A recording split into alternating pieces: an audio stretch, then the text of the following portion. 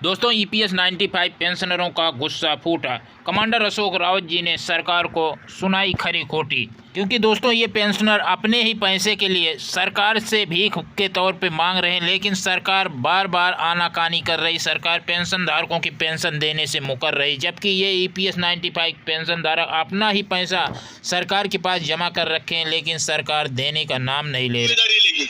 और जो बूढ़े लोग हैं जिनका पैसा इनके पास है उसको दबा के रखा है, और जो बूढ़े लोग हैं उनको बोलते हैं तुम वृद्धाश्रम खोलेंगे। अबे मेरा पैसा दे, वृद्धाश्रम मैं खोल लूंगा, मुझे खोलना है तो।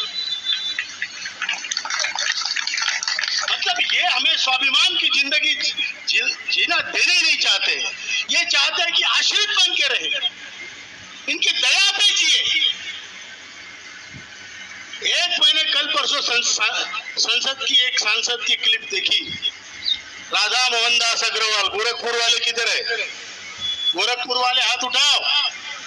हनुमान साई जी, हाँ, राधा के आरएमडी राधा मोहन दास अग्रवाल, हाँ, उनकी एक क्लिप सुनी और बड़ी तीव्रता से संसद में बोल रहे थे कि हमें सांसदों को, विधायकों को पेंशन है, लेकिन उन गरीब लोगों को जो दबा हुआ तबका है उसको नहीं है। मैंने बड़े चाव से सुना। उसके बाद में उन्होंने कहा कि जो ग्राम पंचायत के हमारे कार्यकर्ता है, जो नगर पालिका के कार्यकर्ता है, नगर पंचायत के कार्यकर्ता है, जो जिला परिषद के कार्यकर्ता है, उनको पेंशन मिलनी चाहिए। किसको? जो गांव में इलेक्शन लड़के सरपंच बनेगा या मेंबर बनेगा, उसको पगार भी चाहिए, पैसा भी चाहिए, पेंशन भी चाहिए। मतलब ये देश के लोग खप के दिन रात खप के पसीना गवा के पैसा कमाएंगे और ये भुक्ते साले फुकट में खाएंगे। ये स्थिति ये पैदा करना चाहते हैं, अराजकता पैदा करना चाहते हैं।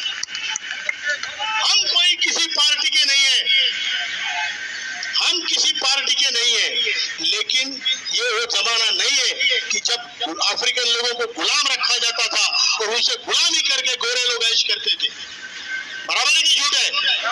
वो स्थिति पैदा करना चाहते हैं कि देश का मजदूर, देश का किसान खपता रहे, मरता रहे, काम करता रहे, और ये हरामखोर कोई आमदार बनेगा, कोई खासदार बनेगा, कोई संसद बनेगा, कोई जो भी बनेंगे,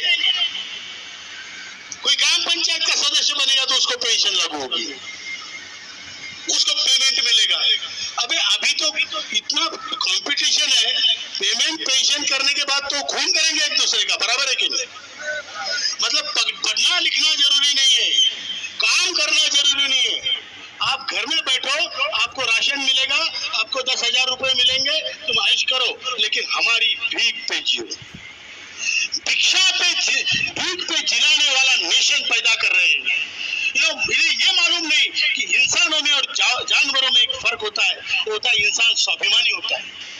फेंके हुए पैसे नहीं लेता हो, ना तुम्हारे उपकार लेता है, उसके बाजुओं में जोर है, काम दो, रोजगार दो, लेकिन नहीं, हमारा पैसा चुराएंगे, वो दबाएंगे और वो लुटाएंगे।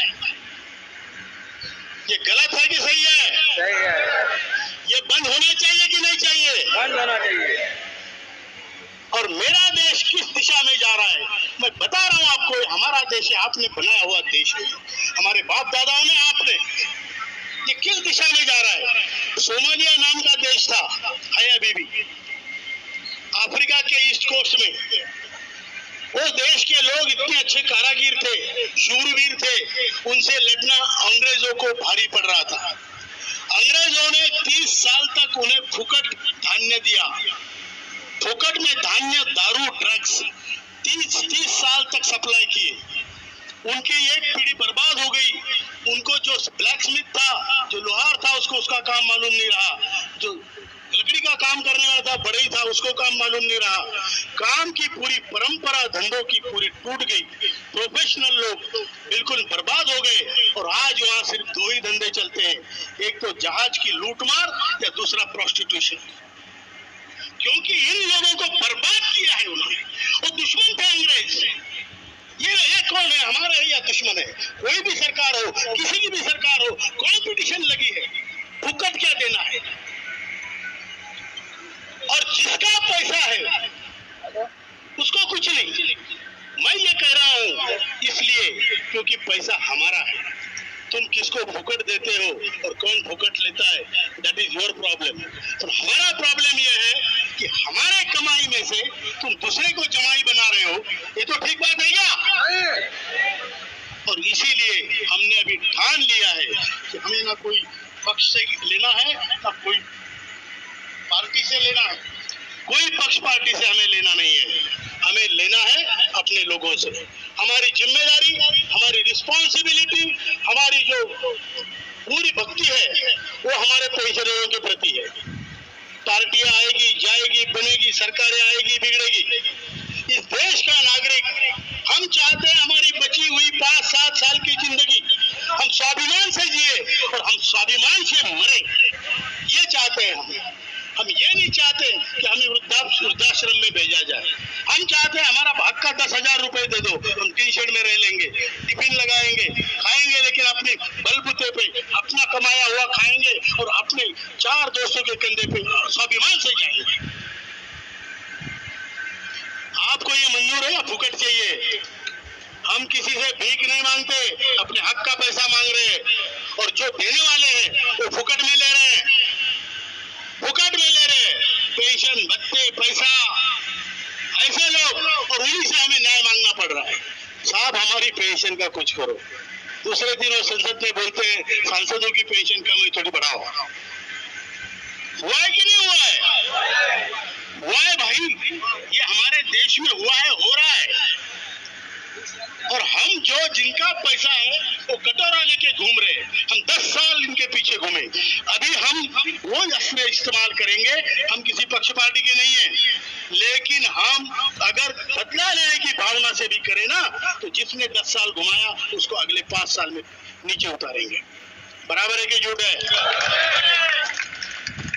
या तो फिर हमारा काम करें, हम आपका काम करेंगे।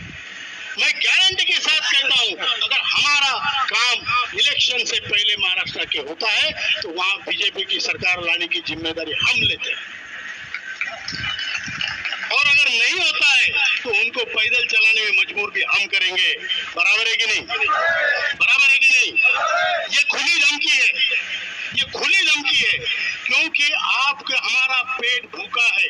हम अपना पैसा लेने के लिए कटोरों लेके घूम रहे हैं और आपको फिर भी शर्म नहीं, तो हमको भी शर्म नहीं, हम भी बेशरम।